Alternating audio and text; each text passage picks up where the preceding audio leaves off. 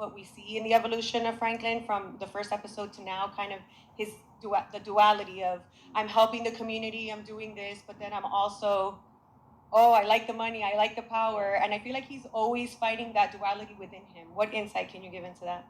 Well, just with that scene, it's crazy seeing it because it was insane to even shoot it. So we were in this Beverly mansion, and they were kicking us out.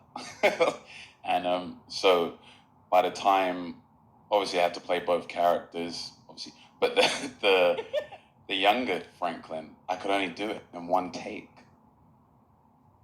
No pressure. What? So that was insane. But I think we did a good job, though. Thank God. And it was actually a lot of improv too. It just kind of came to me. I know I have this thing where I write down every character that their lives that he's destroyed. So it just, all the names just kept coming to me. It was actually a kind of out-of-body experience. It's really weird. Like the whole bodies, but that's not scripted. All the names. It was really, really strange. People were looking at me like, "Are you okay?" But thank you. But I'm also a huge Kendrick Lamar fan, right? So I miss him. He doesn't make enough music.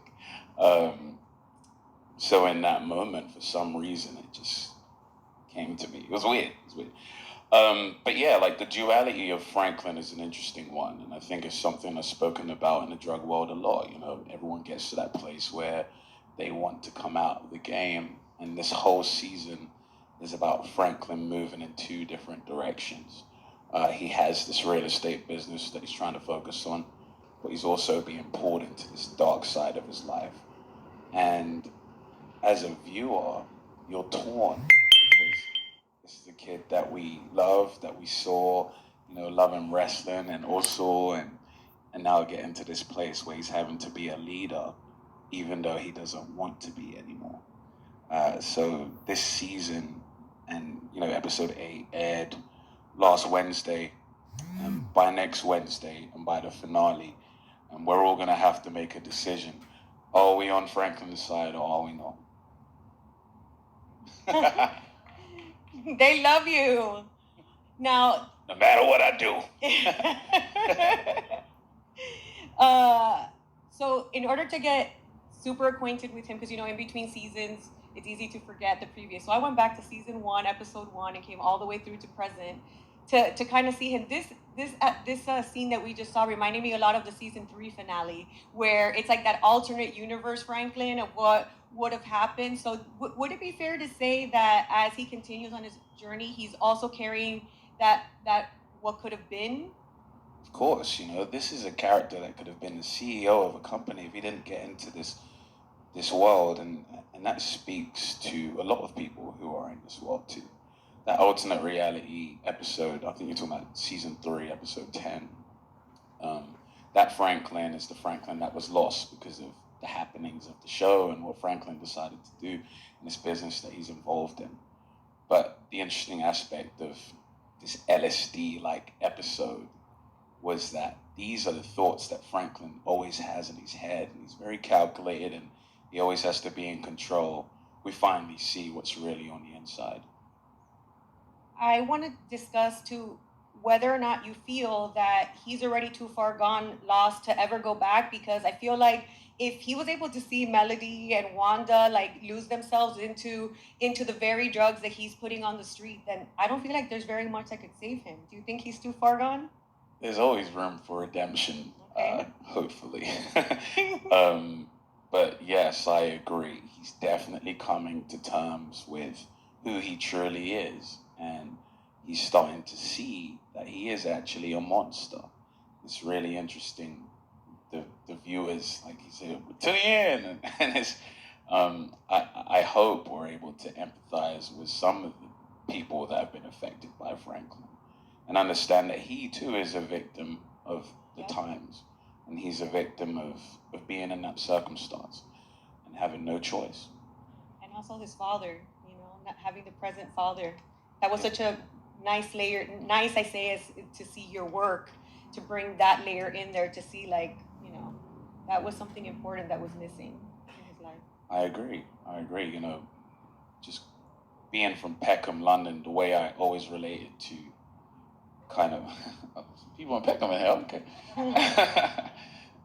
The way I always related to Franklin, you know, being a kid from inner city, South Central LA, is just the same kind of themes, you know. Aside from racism and police brutality, a lot of these kids grow up without our fathers, you know. I could relate to that deeply. So it was so beautiful to bring Kevin Carroll's character, Alton, into the show, and to see how much of an impact he actually did have in Franklin's life.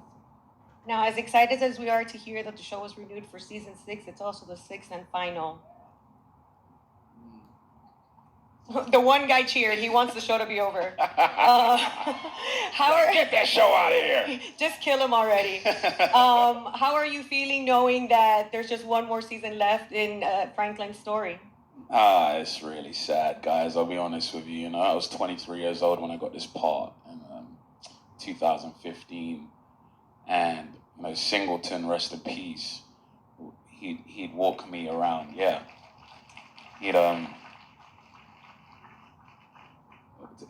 I had probably auditioned about 8 times, but on the final audition, he made me walk around South Central LA in character. I wasn't allowed to be British, and he's like, he opened the car door and was like, "If you survive, you got the role." and here you are. We survived, yeah. But, you know, Singleton, through this show, is still with me. So it's also saying goodbye to him for the last time, too, which is really, really deep and difficult for me. Also, this show is going to be the foundation of my career. I'm 30 years old now. An uncle to 16 nieces and nephews. So I'm getting up there. People are like, "Shut up, boy." But, you know, 7 years is such a beautiful journey, and the relationships I've made on this show are going to last a lifetime, I think. So that's really special and something that means a lot to me. Should we be afraid? Like, is the only way that this ends for Franklin is with him dying? You gotta watch the show. I feel like the only survivor is going to be Wanda. She's like the Forrest Gump of this series. She always pops up out of nowhere.